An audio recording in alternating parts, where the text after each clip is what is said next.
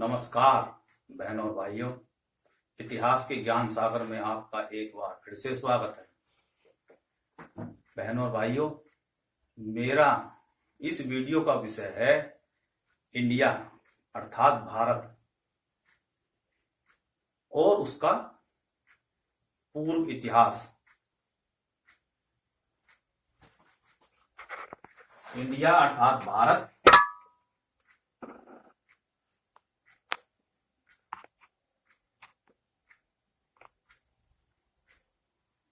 श्री अरविंद के कुछ विचार है, उनकी कुछ उक्तियां थी, उसके बारे में बताएंगे। और भारत को कैसे परिभाषित कर सकते हैं, कोई भी आदमी भारत को कैसे परिभाषित कर सकता है, भारत के कुछ प्राचीन नाम और उनके क्या इतिहास हैं उसके बारे में, और भारत का भूगोल क्या है।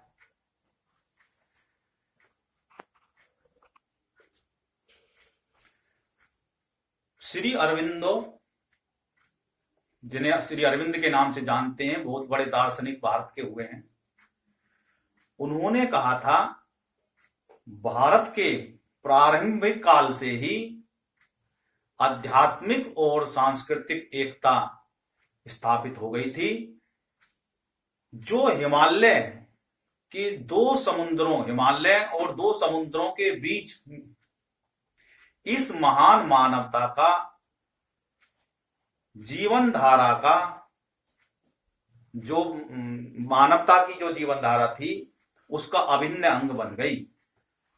उन्होंने कहा कि जो भारत का जो प्राचीन का प्रारंभिक जो इतिहास है, उस समय से ही भारत में आध्यात्मिक और सांस्कृतिक एकता झलकती थी, जो हिमालय पर्वत से लेके और दो समुद्रों के, यानी कि अरब सागर और बंगाल की खाड़ी, और नीचे जो हिंद महासागर में मिलते थे, वो जो जीवंत विचारधारा थी, जो जीवन धारा के मानवता की जो के लिए एक जीवन दायनी धारा के रूप में जो फैली हुई थी, वो इस संसार के लिए एक अभिन्न अंग बन गई थी। कितनी बड़ी बात उन्होंने कही। उसके बाद में जो उन्होंने कहा, उनका कहने का मतलब क्या था कि ये भारतीय उपमहाद्वीप है, ये हिमालय है, इसके पूर्वोत्तर में हिमालय है और उत्तर पश्चिम की साइड में हिंदू कुश की पहाड़ियां हैं, इसके पश्चिम की दिशा में अरब सागर है, इसके पूर्व दिशा में बंगाल की खाड़ी है। जो ये दोनों बंगाल की खाड़ी और ये अरब सागर हिंद महासागर में जाके मिल जाते हैं। तो इस प्रकार से उन्होंने जो है भारत का भूगोल ही समझा दिया।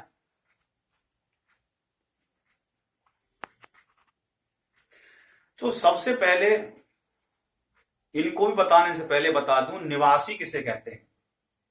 यानी कि वे लोग जो एक स्थान पर, एक किसी स्थान विशेष में रहते हैं, उनको निवासी कहते हैं। और जो बाहर से आकर उस जगह पे बसते हैं या रहते हैं, उनको विदेशी कहते हैं। और जो घूमने के लिए बाहर के लोग आते हैं, उनको विदेशी पर्यटक बोलते हैं।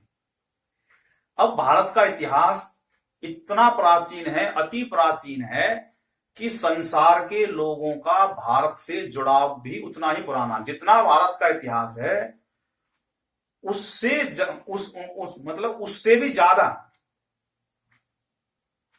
भारत का जो जुड़ाव है वो संसार के और लोगों के साथ में रहा है।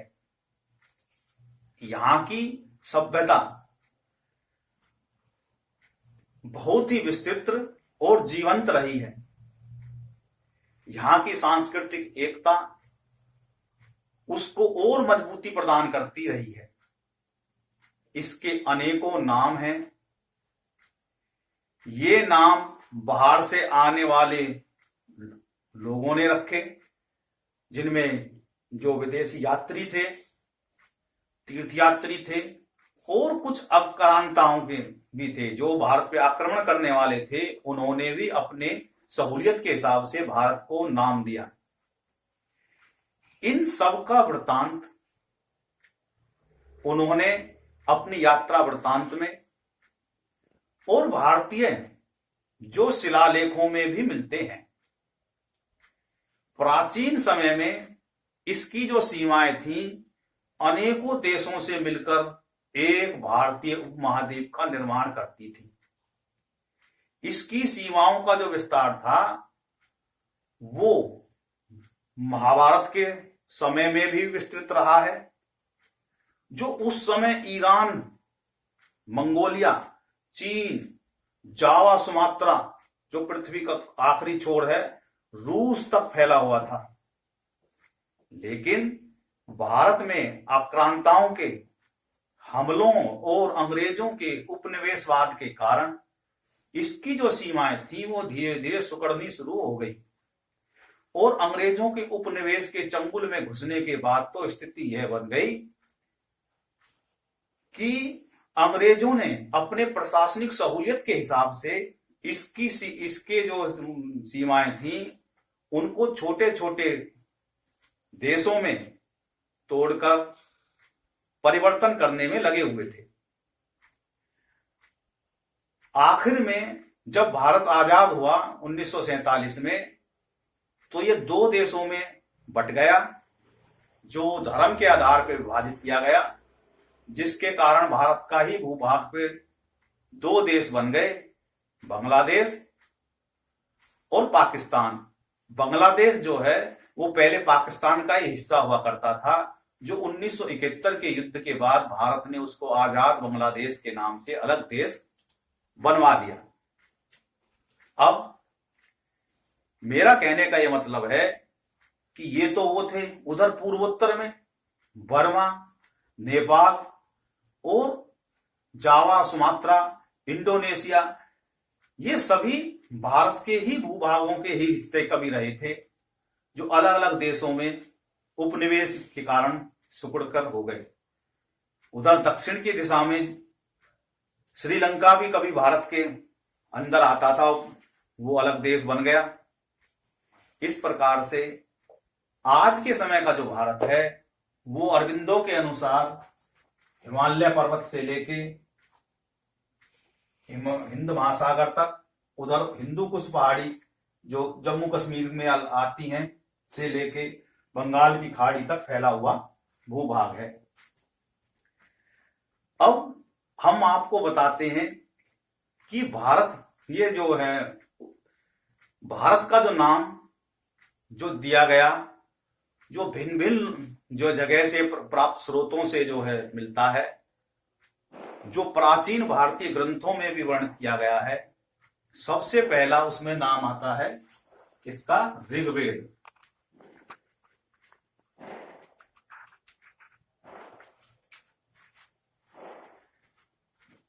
भारत का सबसे प्राचीन ग्रंथों में से एक ग्रंथ है ऋग्वेद।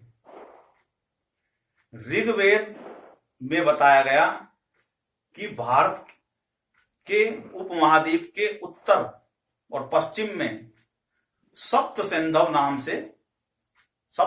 नाम दिया गया। सप्त सिंधव यानी कि ऋग्वेद में क्या कहा गया? सप्त सिंधव यानी कि 7 नदियों का देश, जहां पे वो स्थान जहां पे 7 नदियां बह रही हैं उसको सप्त सिंधुम कहा गया, यानी कि 7 नदियों की भूमि। उसके बाद में रामायण ग्रंथ आता है। रामायण ग्रंथों में भी प्राचीन भारतीय भूभागों का जो उपमहाद्वीप में आते थे उनका वर्णन किया गया है, जिसमें जो राम की जो माता जी थी वो केकई देश की थी। वो केकई राज्य जो था वो अफगानिस्तान और पाकिस्तान का, जो आज के पाकिस्तान और अफगानिस्तान का जो भूभाग है वहां तक फैला हुआ था। मलय राज्य, जो मलय जो राज्य थे वो पूर्वोत्तर से उड़ीसा से शुरू होते थे और जावा, सुमात्रा तक, इंडोनेशिया तक के जो भूभाग को मलय देश बोलते थे। उसके बाद में श्रीलंका, जहां रावण रहता था, आज भी वो जगह है किष्किंधा, जहां पे हनुमान और ये वानर भालू रहते थे। ये आज के कर्नाटक में हम्पी नाम की जगह है, वहां के भूभाग में था। इसी प्रकार अयोध्या जो जो इन सब के ऊपर शासन करती थी, जिसको चक्रवर्ती सम्राट कहते थे उस समय पे, अश्वमेध यज्ञ को जीतने वाले, वो अयोध्या आज भी स्थित है, सरयू नदी के किनारे आज भी स्थित है। इसी प्रकार उस समय पे मथुरा भी थी, जो आज भी स्थित है। अब बात करते हैं महाभारत के समय की। तो महाभारत का जो ग्रंथ है वो भी भारत के प्राचीन ग्रंथों में से एक है, जो आज से लगभग 7000 साल पुराना है। उसमें भी अनेकों क्षेत्रों का वर्णन किया गया है, जिसमें कश्मीर जो आज का जम्मू कश्मीर है, कुरुक्षेत्र जो आज का हरियाणा का भूभाग है, कच्छ जो आज के गुजरात के कच्छ है वो कच्छ का वर्णन है, केरल और पांडे चोल जो राज्य हैं उनका भी वर्णन था उसमें। जब अश्वमेध यज्ञ के लिए पांडव जाते हैं तो उसमें इन सबके नामों का वर्णन किया गया है। मगध जो आज का बिहार है, अंग जो बिहार का ही हिस्सा है, अंग देश, गांधार जो अफगानिस्तान का हिस्सा है, और इसी प्रकार सिंधु जो पाकिस्तान का हिस्सा रहा है, और मद्र जहां की नकुल सहदेव की माता थी वो ईरान की थी, और मत्स्य देश आज का राजस्थान, इंद्रप्रस्थ जो आज की राजधानी दिल्ली है वो थी, मथुरा जो सूरसेन राज्य था वो आज की मथुरा है, और श्री कृष्ण की द्वारका नगरी जो गुजरात का समुद्री एरिया है जो डूब गई है अब, वो जहां पे आज द्वारकापुरी नाम से धाम बना हुआ है। ये सभी जो हैं वो महाभारत में वर्णित करे गए हैं। महाभारत के समय में ही इसको भारतवर्ष और जम्मू द्वीप के नाम से भी जाना गया है। महाभारत में दो नाम आए हैं। क्या आए हैं? भारतवर्ष और जम्मू द्वीप। अब ये दो नाम आए हैं, इनको बताएंगे कि भाई क्या क्या मतलब है। सबसे पहले है जम्मू भारतवर्ष। भारतवर्ष नाम अनेकों जगह वर्णन किए गए हैं आगे भी, यानी वैदिक जो है ग्रंथ हैं, वेदों में भी भारत का वर्णन करा गया है। और उस समय पे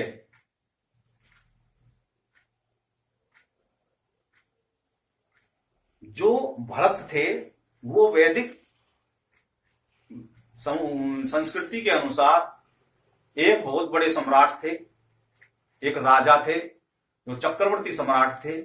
उन्हीं के नाम पे इस भूमि का नाम भारतवर्ष रखा।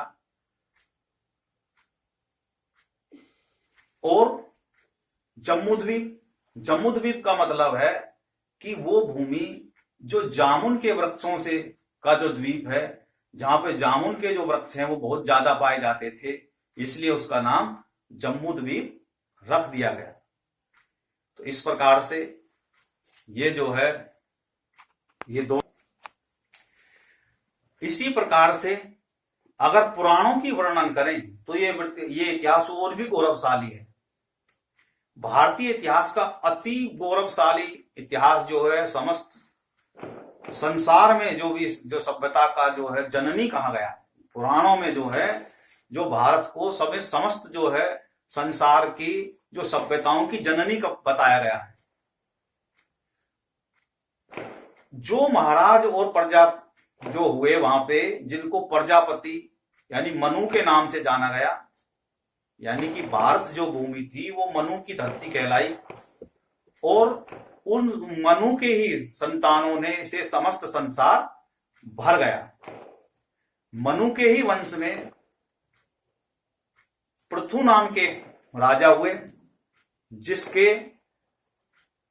जिसको सबसे पहले प्रजापति होते थे, उसके बाद में जो है राजा का नाम जो संज्ञा सबसे पहले उपाधि मिली वो पृथु को मिली।